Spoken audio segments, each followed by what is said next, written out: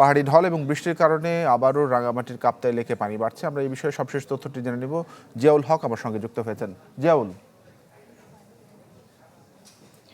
তানভীর, গত কয়েকদিনে যে টানা বর্ষণ ছিল সেই বর্ষণে কাপ্তাই লেকের পানি অনেকটাই বেড়ে গিয়েছিল।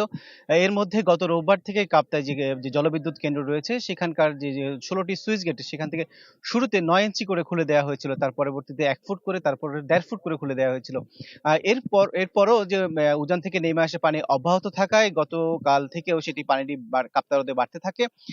এবং যে পানি বৃদ্ধির ফলে আজ সকাল থেকে সেটি 2 ফুট করে খুলে দেওয়া হচ্ছে। এই 2 ফুট করে খুলে দেওয়াতে প্রতি সেকেন্ডে ৩৯,০০০ কিউসেক পানি নিঃসরণ হচ্ছে কর্ণফুলী নদীতে। এছাড়াও কাপ্তাই যে হাইড্রোলিক জলবিদ্যুৎ প্রকল্প রয়েছে সেই জলবিদ্যুৎ প্রকল্প থেকে ৫টি ইউনিট থেকে ২২০ মেগাওয়াট বিদ্যুৎ উৎপাদন করা হচ্ছে এবং সেখান থেকে প্রতি সেকেন্ডে ৩২,০০০ কিউসেক পানি কর্ণফুলী নদীতে অপসারণ হচ্ছে।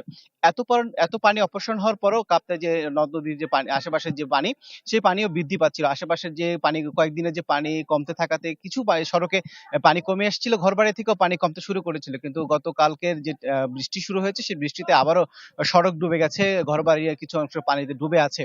নতুন করে অনেক বাড়িতে পানি ঢোকার খবর আমরা পেয়েছি। একই সাথে জেলা প্রশাসনের তথ্য মতে আমরা জেনেছি যে এখনো পর্যন্ত প্রায় ১৫,০০০-এর অধিক মানুষ পানিবন্দী অবস্থায় রয়েছে।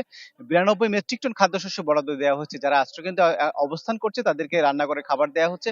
যারা আশ্রয়কেন্দ্রে আসতে পারছেন না তাদের যে বাড়ি বাড়ি গিয়ে খাদ্যশস্য দেওয়ার কথা বলছেন তারা বলছেন। একই সাথে জলবিদ্যুৎ কেন্দ্র বলছে যে যদি পানি এভাবে অব্যাহত থাকে তাহলে এটি ২ ফুট থেকে আরো কিছুটা বাড়িয়ে দেওয়ার সম্ভাবনার কথা জানিয়েছেন।